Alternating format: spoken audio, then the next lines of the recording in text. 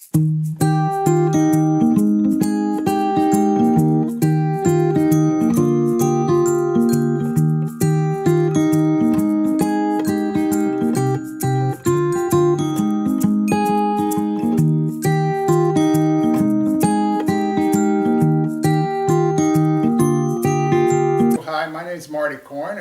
it is an absolute delight today to be with Lenny Kislin, who is I'm going to let him describe himself because he is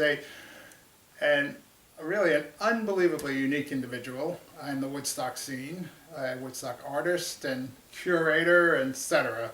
But really, this is going to be about Lenny and his role, his road to where he is now, and so Lenny, it's a pleasure to be with you. Actually, I should say, I have a website, Why Woodstock, and I interviewed Lenny about, probably over a year ago.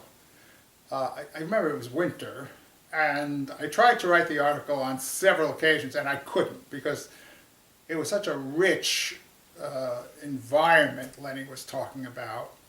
And so I kept saying, I'm going to write it, and he would quip, yes, hopefully within our lifetimes you'll finish it after a while. So then I got the idea, since I wanted to launch Conversations Over Cappuccino, which this is the first in the series. So I said, I don't have to write a thing. I could just let Lenny talk. And anyway, Lenny, it's a pleasure to have you here. And I'm going to get behind the camera now so we can just let you go. So just tell me about yourself and your road to where you are and how you see yourself and wherever you want to go. Well, if we start at the beginning, we have to go back to the Southeast Bronx. This is where I was raised until I was 11, and I was almost killed violently twice. Okay, you want to tell us a little bit about that? That sounds kind of interesting. I can tell you about the one that I really, really felt like I was going to be dying. We used to hang out on the street. I was the son of someone who owned a pet shop, and I was raised basically in that pet shop and on the streets around it. It was in the Southeast Bronx, not far from the East River. And when we played, it was more fighting than playing with the kids on the street. I was one of the younger ones, so they allowed me to play with them if I take their punches before we began to play. And that was my initiation per day. One day, everyone was talking about this car around the corner that had burnt, got all burned, and the fire department had just put it out, but it was smoldering, lots of steel and broken glass. And a bunch of the kids that I hung out with started to take whatever they could out of the car, loot the car, so to speak. And I was leaning against a fire hydrant right near the car, but not doing what the other kids were doing because I didn't have that in me.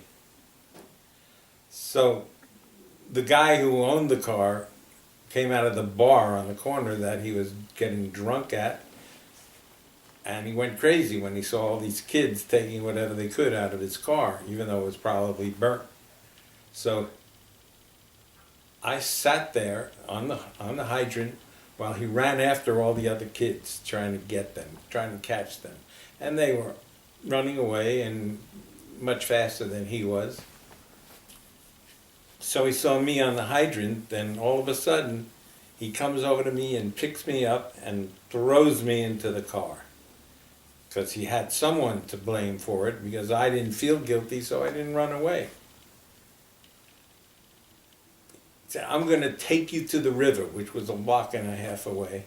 And I knew he was not in the mood to To negotiate. to negotiate. To hear explanations. So he threw me into the passenger side of the car. Right. Everything was hot and broken, and I knew that I better get away from this guy, so I dove through the driver's side window. That was all broken. And I made it to get away from him, and I ran away around the corner to my father's pet shop with both wrists bleeding all over the place. And I walked into the store, and they looked at me and they said, "What happened?" And I didn't want to tell my father because I knew he would run around the street and start to fight with the guy. The guy was a giant. He was a giant, and I thought he would kill my father, so I didn't say anything.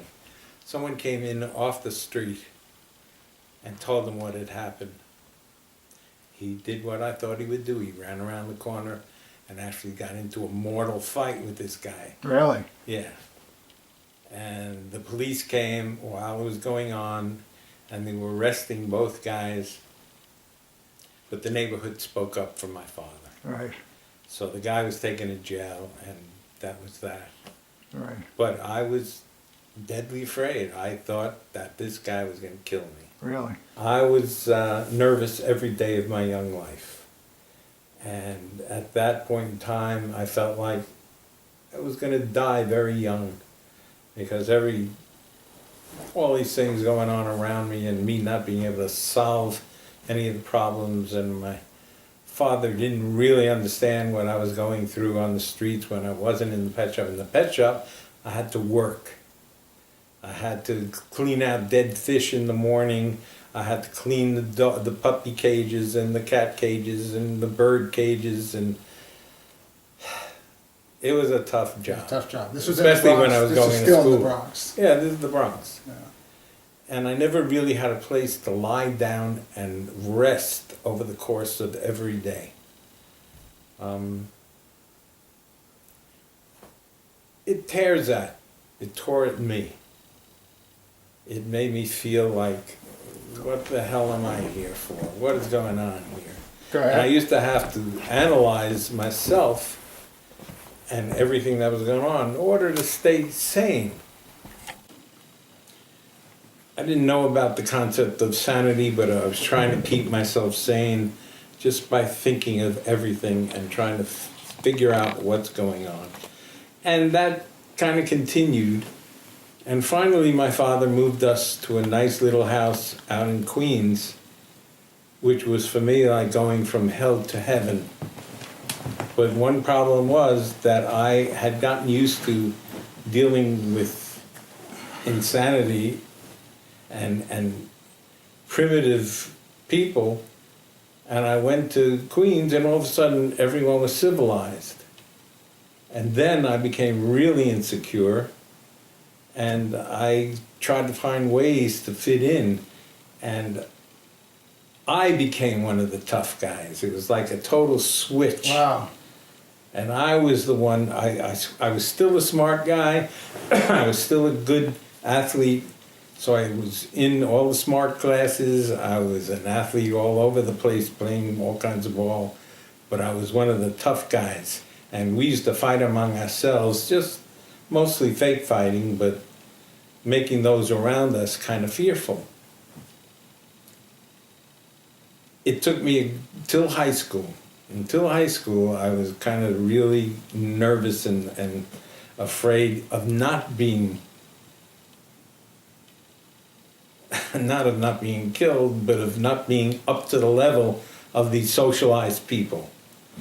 So in high school, I learned how to really be a social kind of guy who didn't have to be crude and primitive. What was it about the high school experience that did that? Well, I got into all these really high courses, all honor corps, and the people that I was associated with. Luckily, I had training earlier.